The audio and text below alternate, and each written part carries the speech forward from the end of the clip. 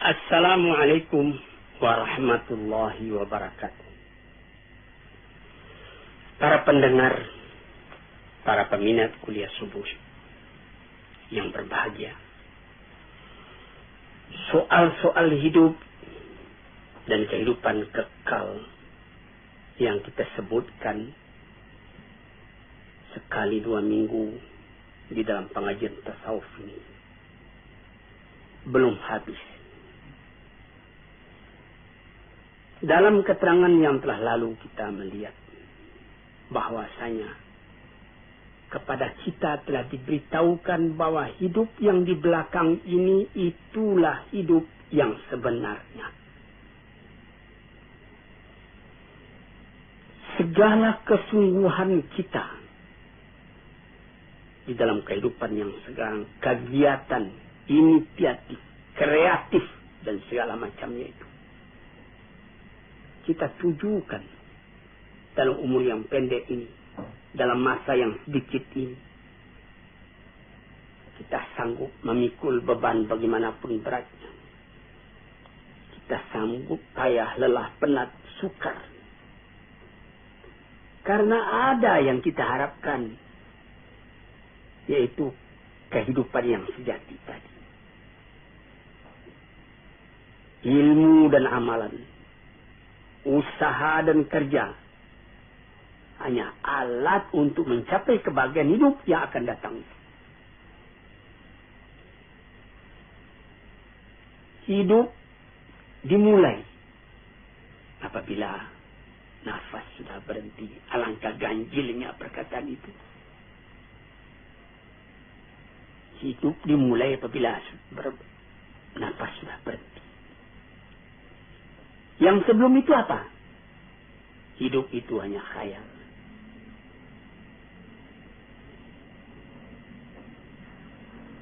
Hidup yang mengumpulkan di antara hilangnya yang disukai, yang tidak disukai. Hasilnya tercapai apa yang dicintai. Kesucian. Kita tidak pernah kehilangan yang dicintai itu. Ketentraman, kesenangan, kebahagiaan. Itu yang dituju. Hasilnya ilmu dengan kehidupan yang demikian, tidak ada kabar yang lain yang kita terima melainkan kabar dari Tuhan.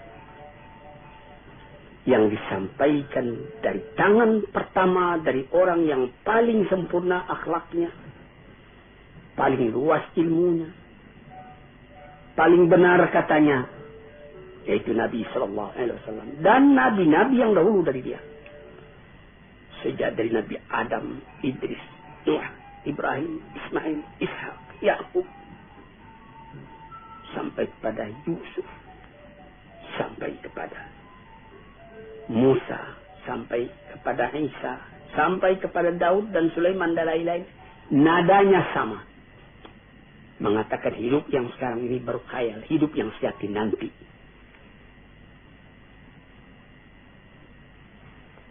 Terbukti hal itu dalam hati orang yang beriman.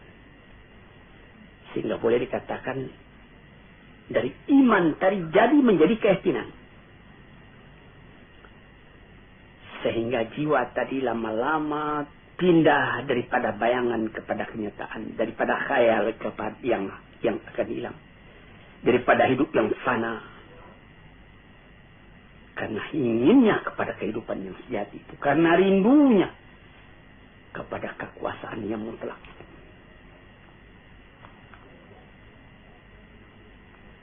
Kerinduan itulah yang menimbulkan nilai kepada hidup yang sekarang.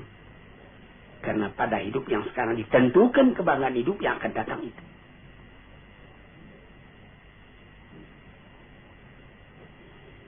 Oleh sebab itu, maka barang siapa yang musafir,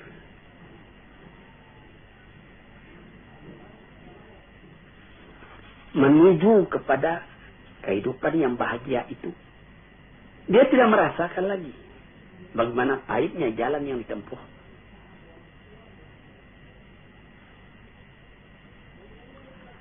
dia mengorbankan segala tenaganya, memandang ringan segala yang berat, dengan cinta, dengan riba, dengan hati lapang, terus berjalan. Ya kadang-kadang karena capek berhenti, tapi dia tahu perjalanan ini belum selesai. Banyak-banyak berhenti, lama baru sampai katanya.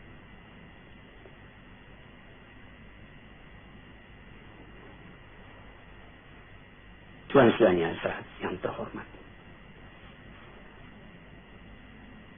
orang yang tidak melihat ini, tidak sampai kepercayaannya kepada ini,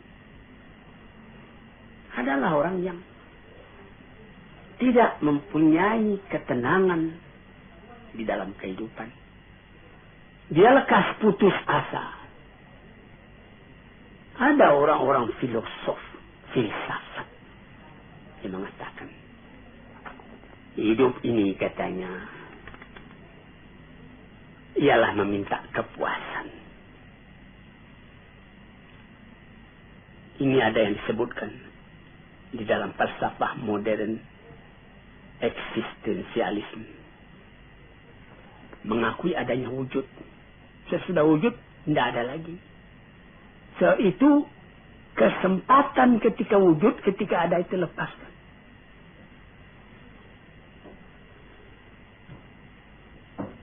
Karena apabila kita telah mati, katanya, sama saja. Seorang filosof yang tinggi, seorang ulama yang besar, seorang perampok, seorang pergayul, seorang yang tidak apa-apa, apabila telah kembali ke tanah, jadi tanah.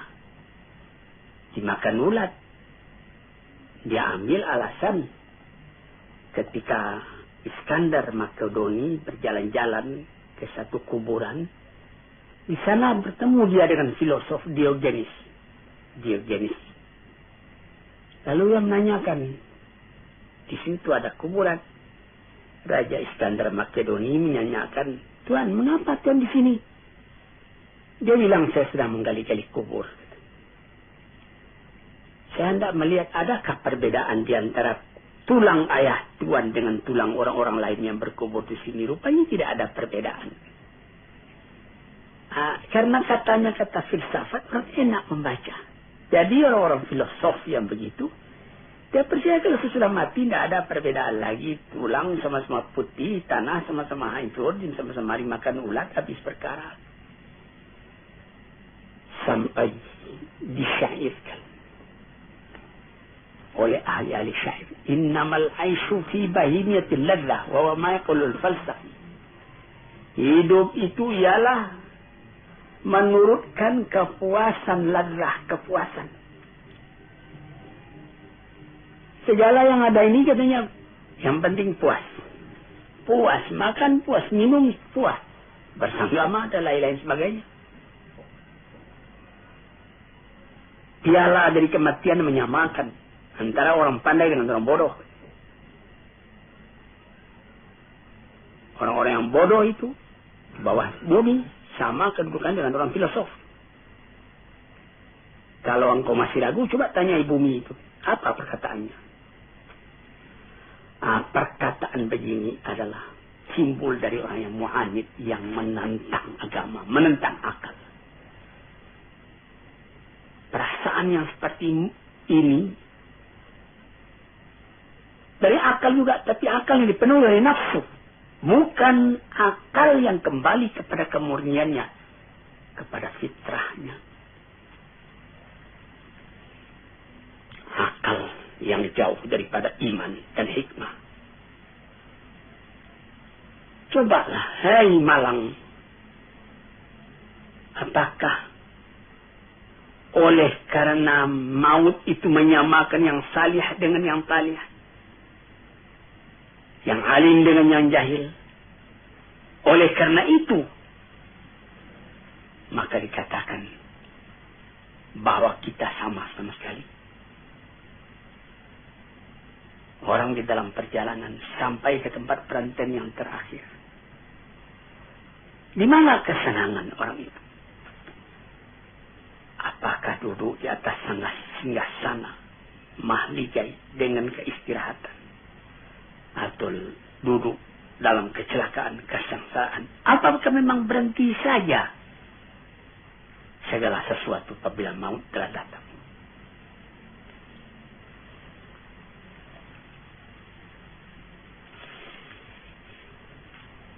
Tanyakan katanya kepada bumi, kata At-Syair tadi. Kita sudah tanyakan kepada bumi dengan renungan dan menungan.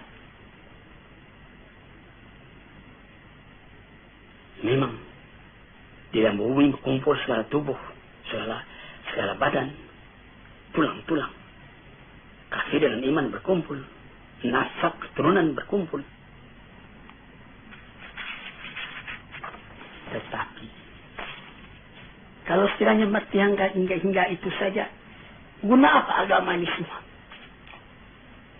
Apa kita semua akan memutuskan saja, habiskan segala agama? Orang mengatakan habiskan segala agama. Kemudian dia membuat agama sendiri. Seumpama ketika terjadi serangan besar-besaran dari Hitler menuju Rusia. Nyaris saja Rusia kalah waktu Stalin masih hidup. Apa yang dikerjakan lebih dulu oleh orang-orang pengikut Stalin, oleh orang komunis ketika itu?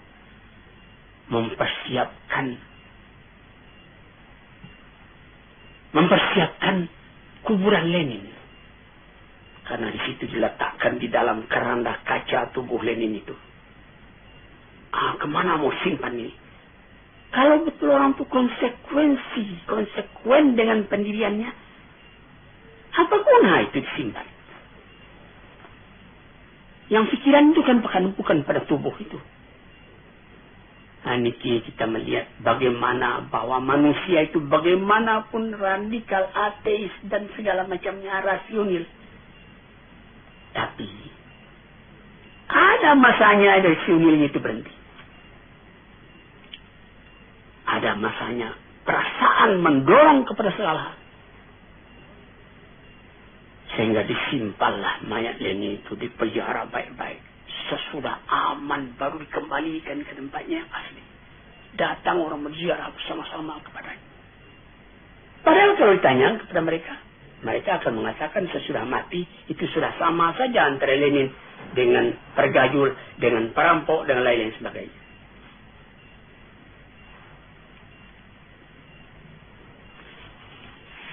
Jadi kalau kita hendak menanyakan bagaimana sebenarnya manusia sesudah matinya, kita kemana bertanya? Orang yang beragama sudah jelas menjawab kepada Tuhan, kepada Rasul-Rasul, kepada Musa, kepada Isa, kepada Yusuf, kepada Daud, kepada Sulaiman, kepada Muhammad, kepada Nuh, kepada Ibrahim. Akan sepakatkah semuanya itu nabi-nabi itu menegakkan bohong dalam alam ini? Kita tanyakan juga kepada orang-orang yang mengalami rasa kejiwaan yang mendalam, menjadi khalifatullah di muka bumi. Dan tanyakan juga kepada Quran.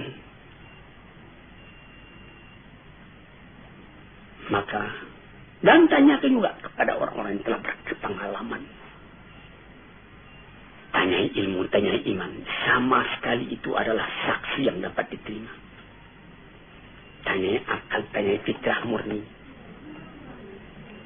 Dalam Al-Quran dikatakan, Am hasibal ladhina jatarahus sayyiati an naj'alahum kalladhina amanu wa amilus salihati sawa'an mahyahum wa mamatum sa'a ma yahkumun. Apakah menyangka orang-orang yang telah berbuat jahat dalam alam ini akan disamakan saja kedudukan mereka dengan orang yang beriman dan amal salih?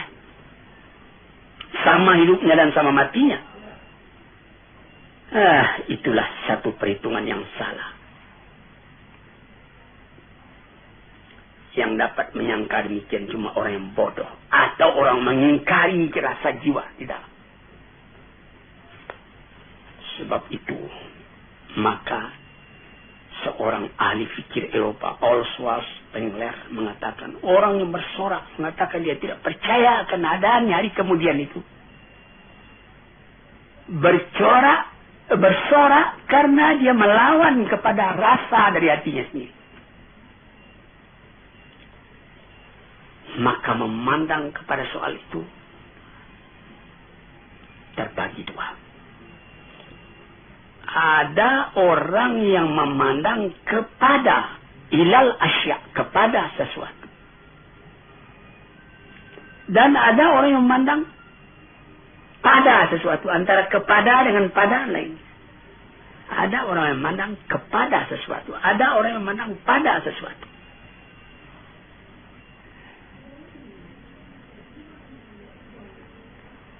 Orang yang cuma memandang kepada sesuatu, menjadikan sesuatu itu semata-mata objek, maka pikirannya dan hatinya lama-lama pecah belah. Dia tidak dapat mengambil kesimpulan. Pandangannya cuma dengan panca indera, tidak akan memberikan faidah kepadanya. Li'annahu lima faqad al-ikhtiyar awalan fa'innahu faqad al-ikhtiyar saniya. Karena dia tidak dapat memilih sejak pertama sampai kepada yang seterusnya, tidak ada pemilihan lain. Tetapi orang yang memandang pada sesuatu, bukan kepada sesuatu. Pandangan yang tadi membawanya menyeberang kepada rupanya dan hakikatnya dan maksudnya. Ini apa? Dari mana ke mana? Kalau dia memandang sesuatu di hadapannya itu, menjalar pikirannya tadi kepada yang lain, sebab dan akibat yang timbul dari itu. Sampai dia mengaji juga, apa arti wujud dari ini, apa hikmatnya, dan apa ilmu yang sempurna dalam ini. Tambah lama derajat pandangannya pada sesuatu itu,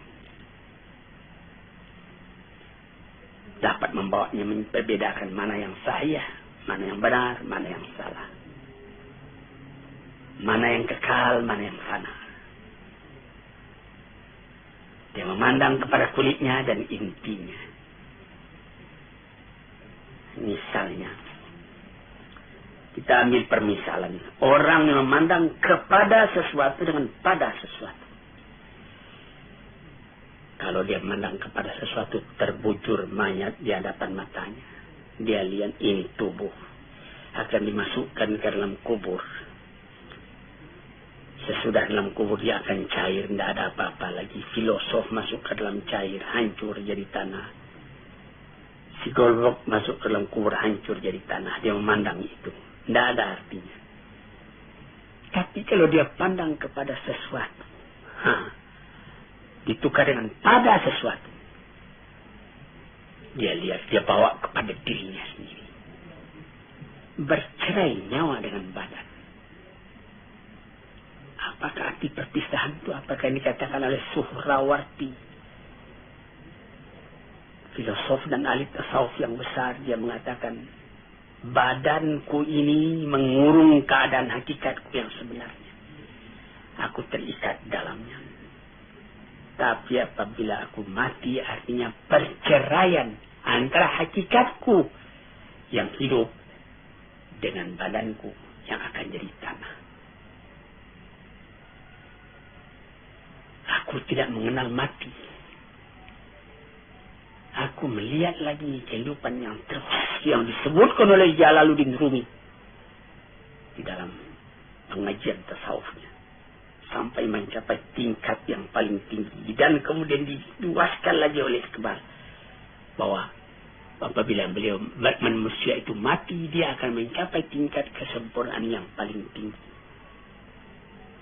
Sebagai penghambat keraguan kita, kebenaran hal itu, kita mesti berani mengatakan Muhammad, na'udzubillah, Muhammad bohong, Ibrahim bohong, Ishak bohong, Ismail bohong, Isa bohong, semua nabi-nabi yang mengatakan hal itu, kita bohongkan. Na'udzubillah. Disinilah saudara-saudara yang terhormat, pentingnya pengajian. Kalau kita telah tahu bahwa dunia ini adalah jalan, jembatan untuk menuju penyeberangan yang luas, yang kekal, tentu kita akan menyediakan bakalan untuk itu. dia tidak akan kekal di sini. Dia akan meneruskan perjalanan kepada tempat yang lain, tempat yang kekal, tempat tinggal.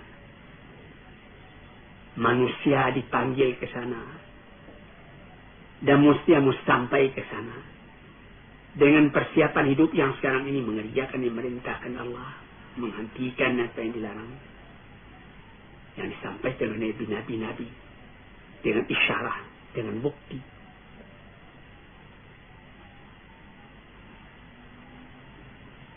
Dengan demikian baru sampailah manusia tadi kepada ketentraman hatinya. Untuk itulah dia dijadikan, untuk itulah dia dipersiapkan. Perjalanannya menuju ke sana. Dia ke sana pasti. Terhadap hidup yang sekarang ini belum pasti. Memastikannya sikap kita sendiri, bagaimana kita menyambangi jalan itu. Nah, itulah hadirin yang terhormat, hakikat dari kehidupan yang dikatakan tadi, yang di seberang hidup yang sekarang itu hidup yang sejati. Sekian dulu, lain-lain hari kita sambung lagi. Assalamualaikum warahmatullahi wabarakatuh.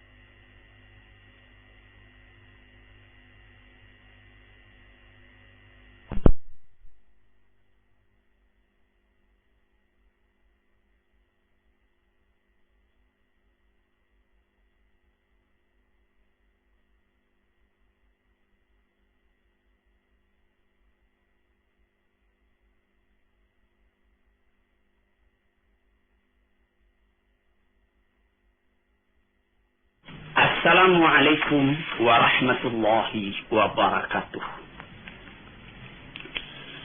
Hadirin, selamat mendengarkan radio kita ini. Sekarang kita akan masuk membicarakan lagi tentang martabat kehidupan, bagian yang akhir daripada keterangan tentang hidup itu. Hidup yang kekal,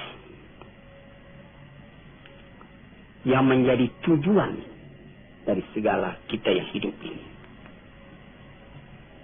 Hidup yang dikejar oleh tiap-tiap orang yang sadar akan arti hidup sendiri. Itu orang berlomba menempuhnya. Itu ialah hidup sesudah mati. Itulah yang diserukan oleh kitab-kitab yang diturun oleh Tuhan. Itulah yang disampaikan oleh nabi-nabi yang diutus oleh Tuhan.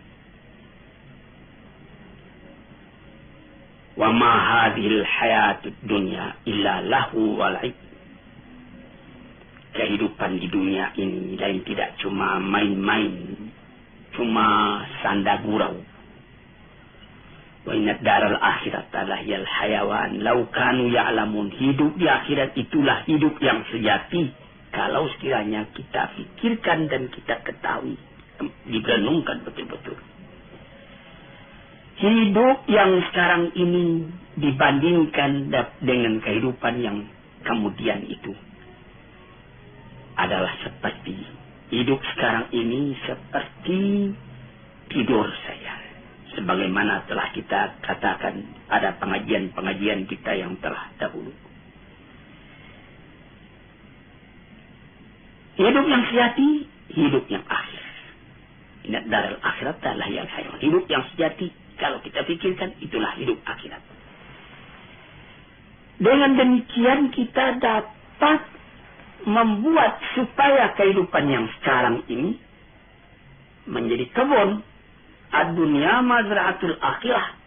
Dunia ini adalah seperti perkebunan untuk mengambil hasilnya di akhirat. Mendorong kita supaya di dunia ini berbuat baik banyak-banyak. Jadi kehidupan dunia ini sudah menentukan kehidupan akhirat nanti. Kalau di sini yang baik yang kita kerjakan, lepas dari kehidupan ini kita menerima kebahagiaan, kesenangan.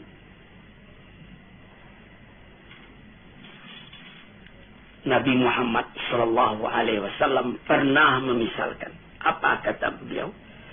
Mat dunya fil akhirati illa kama yudkhilu ahadakum isbi'ahu fil yami. Fanyanzur bima terjadi.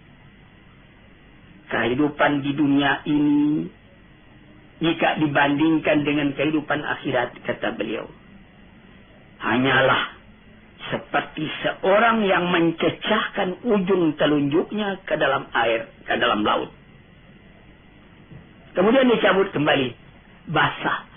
Basah yang sedikit di tangan itulah yang hidup di dunia ini. Berapa luas lautan lagi? Tidak dapat kita tentukan berapa dalam bertambah luasnya dibandingkan dengan yang air yang tinggal di ujung jari kita tadi. Ada yang katakan juga tanaffasatil akhirah. Hari akhirat itu menafaskan jiwanya. Jadi seperti kita satu di antara nafas itu yang sekian ribu kali kita nafaskan siang dan malam selama hidup kita. Satu kali kehidupan itu ada nafasnya. Seumpama itulah bilangan dunia ini dibandingkan dengan akhirat yang akan kita dapat. Berapa ribu kali sehari. Begitu. Yang sekali itu, itulah hidup. Hidup yang sekarang ini. Maka orang yang pandai memakaikannya, nafas yang sejenak itu dapat dipakainya dengan baik. Dan dia beramal menurut itu. Atau dia menukikkan dirinya masuk ke dalam air lautan sehingga basah ujung jarinya. Itulah bagaimana cara membasahi, bagaimana cara bernafas. Pikirkanlah apabila kehidupan orang yang beriman, orang yang beramal salih di dunia ini merasa lapang, merasa bahagia, merasa tentram. Apa jadinya kalau sekiranya dia telah lepas daripada penjara dunia ini? Bercerai nyawa dengan badan dia masuk ke alam barzakh. Apa perasaan pada waktu itu? Pada lahirnya kelihatan tubuh dimasukkan ke dalam bumi. Asal tanah pulang ke tanah, air pulang ke air. Tapi yang roh itu terlepas dari ikatannya. Seperti kata Suhrawardi, seorang sufi yang besar. Seperti burung di dalam sangkar, dia berkicau, dia ingin keluar.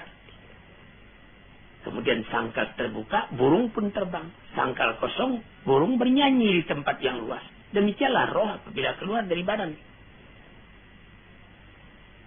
Setelah mendapat kelapangan di alam barzakh, bagaimana lagi kehadapan di Darun Naim? Di negeri yang indah. Di tempat permakaman yang tidak akan hilang.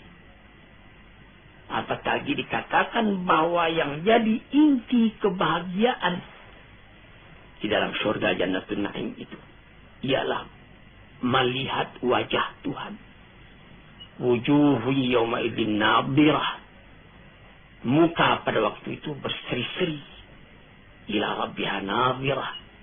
Karena pada hari itu kita dapat memandang Tuhan.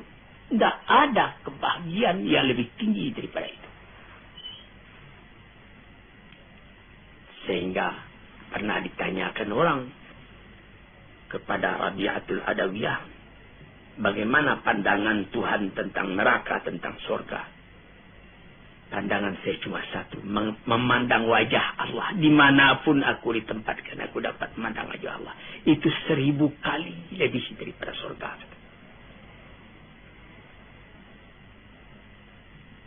Sesudah melihat wajah Tuhan, kebahagiaan pagi, kebahagiaan sore, mendengar seruan panggilan dari Tuhan.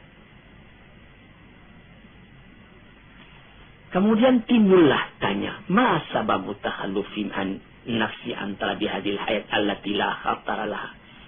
Mengapa maka mereka itu, manusia itu kebanyakan sungkan, takut menghadapi kehidupan yang sejati itu? Mengapa mereka melengah daripadanya? Mengapa maka kehidupan yang ini saja yang banyak diingini orang, kehidupan dunia ini? Mendaki menurun, kepayahan, bertambah tua, rambut pun jadi putih, gigi pun jadi gugur. Padahal dia cuma seperti khayal, seperti bayangan saja. Apakah karena salah menggambarkannya di dalam hati, atau karena perasaan sendiri telah tumpul, atau karena tidak percaya kepada kehidupan itu? Atau karena akal kita sendiri tidak beres. Atau karena tertarik dengan barang yang ada di dunia ini, yang mesti lepas dari kita. Atau kita yang meninggalkan dia mati lebih dulu, atau dia yang meninggalkan kita. Ibarat berniaga, tidak saja beruntung, rugi pun ada. Dijawab. Apa jawabnya? Ya, sama sekali itu. Itu sebabnya. Pertama, karena salah menggambarkan. Yang kedua, karena tidak mau percaya. Yang ketiga, akal sendiri tidak murni. Yang keempat, kita terpengaruh oleh barang yang dilihat. Tidak tahu bahwa penggantinya lebih baik dari ini. Dan sebab yang paling utama menyebabkan kita tidak memilikikan hidup demikian itu ialah dhaful iman. Lemah iman. Iman ini yang mesti diperkuat. Karena iman itulah yang jadi roh dari segala amalan. Iman itulah yang membangkitkan semangat kita buat bekerja. Mengerjakannya lebih baik. Iman itulah yang mencegah kita mengerjakan yang buruk. Dengan kekuatan imanlah baru terasa wibawa dari pengaruh perintah Allah dan larangannya. Sehingga kita karena iman tadi tidak merasa payah buat mengerjakan yang baik.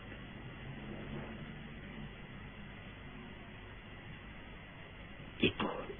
Maka apabila kuat iman, kuatlah kerinduan kepada hidup yang demikian itu. Dan sangatlah hati kita rasa didorong oleh iman.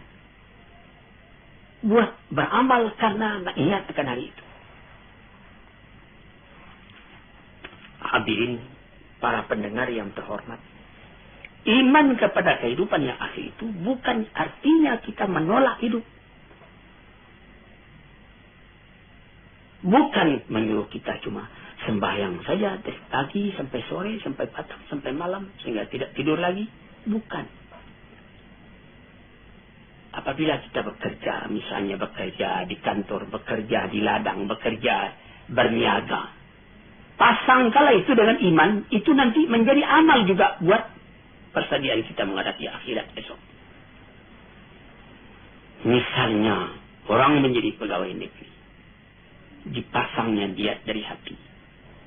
Saya menjadi pegawai ini supaya saya dapat menservis pada masyarakat dengan baik. Mencari harta yang halal untuk pembelanja rumah tangga saya, untuk menyekolahkan anak saya. Biar sedikit asal amal saya itu amal yang salih. Jadi bekerja di kantor itu pun menjadi amal yang salih. Menjadi pangkal kebahagiaan pada hidup yang kekal nanti itu. Hidup yang sejati itu.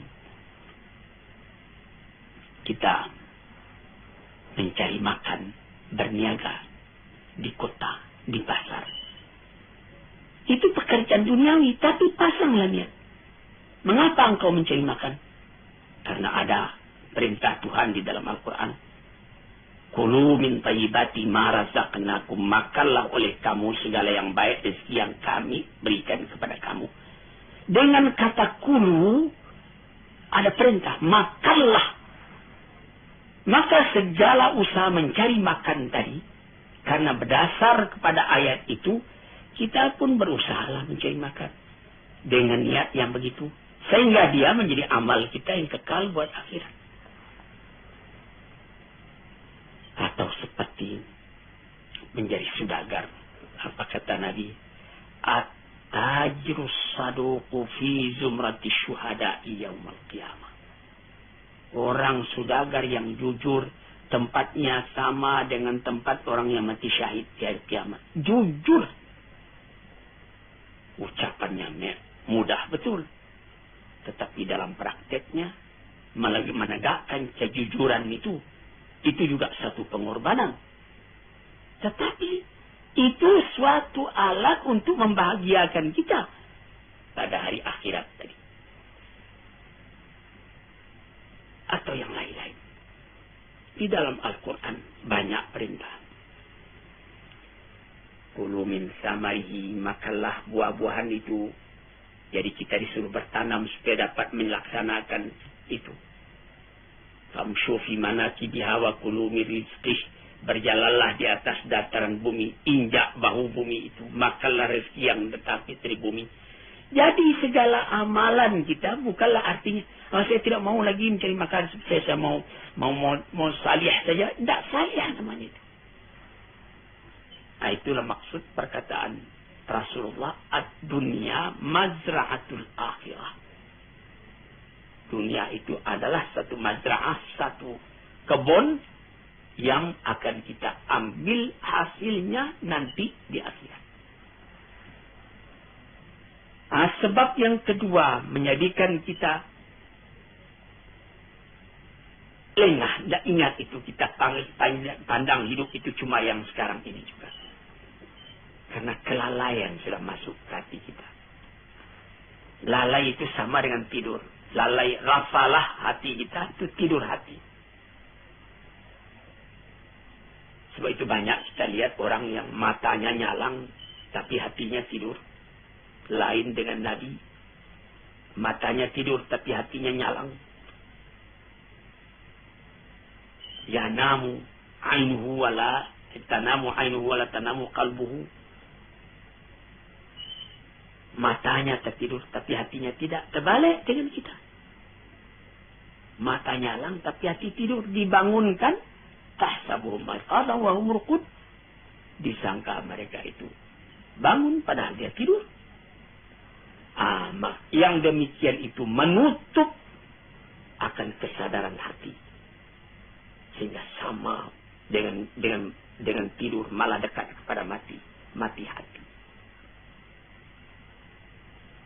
Fa'innal qalba idza qawiyat fil hayatu la yanamu idza namal badan, katanya.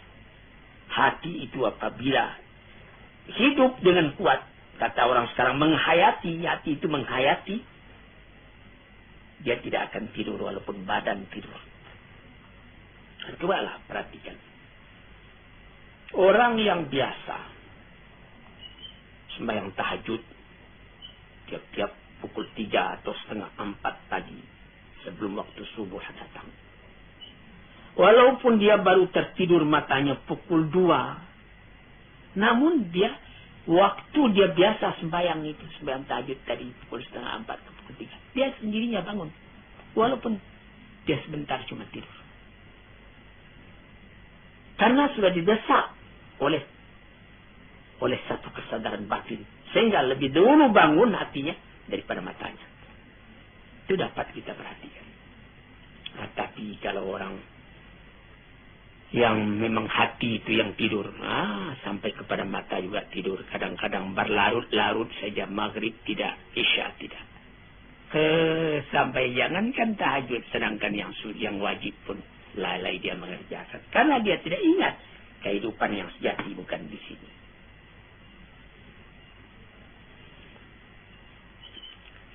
Oleh sebab itu maka hidup yang sempurna itu telah dituntunkan oleh Nabi kita Sallallahu Alaihi Wasallam. Bagaimana? Waliman ahyallahu qalbahu bimahabbati wa itba'i risalati ala basirin min dzalika bihasbi nasibihi minhuma. Yaitu orang yang dihidupkan Allah hatinya.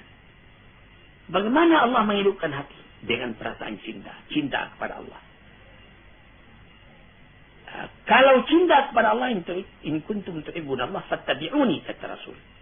Kalau engkau betul-betul cinta kepada Allah, ikutlah aku supaya cintamu itu bisa berhasil. Orang mengaku cinta kepada Allah, Rasul ditinggalkannya, dia bikin ibadat sendiri. Menurut khayalnya masing-masing. Tidak jadi. Rasul itu yang telah dipilih oleh Tuhan buat menjadi utusannya, menerangkan mana kehendak Tuhan.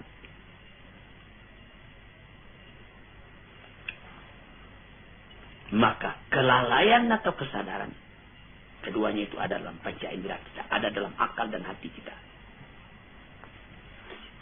Kesadaran hati atau kelalaian hati sama juga dengan kesadaran badan atau kelalaian badan.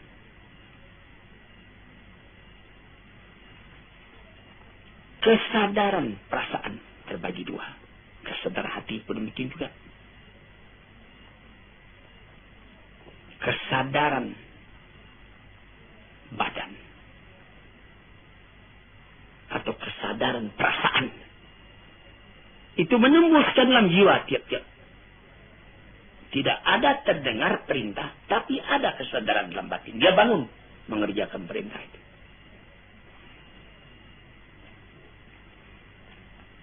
Sebab itu maka apa saja pekerjaan yang kita kerjakan haruslah ada kesadaran. Orang dalam kata-kata sekarang, kata modern sekali, menghayati. Orang bisa ya bangun pagi, bayang, subuh, 2 rakaat, buka pintu, keluar, kamar mandi. Maka kamar mandi, buka pintu, sembahyang itu sudah rutin saja, tidak ada hayatannya lagi. Sehingga ada orang yang lupa, apakah saya sudah buka pintu tadi? Atau dia kunci pintu, tadinya dia sudah kunci karena sudah biasa begitu saja. Lalu dia nanti setelah masuk ke tempat tidur, dia pula, saya sudah kunci pintu tadi. Padahal tadi sudah. Mengapa maka sekarang diulangnya lagi, tidak pergi mengunci? Karena dari tadi itu dia tidak sadar bahwa dia telah mengunci. Cuma kebiasaan badannya saja. Celaka kalau beribadat juga seperti itu. Sampai orang lupa, saya sudah sembahyang tadi.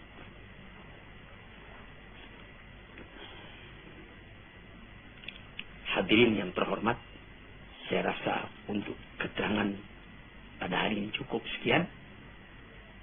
Moga-moga Allah memberikan ketenangan dalam pikiran kita, sehingga kita simpulkan kehidupan yang sejati itu, itulah yang tujuan daripada perjalanan kita di dunia ini. Assalamualaikum warahmatullahi wabarakatuh.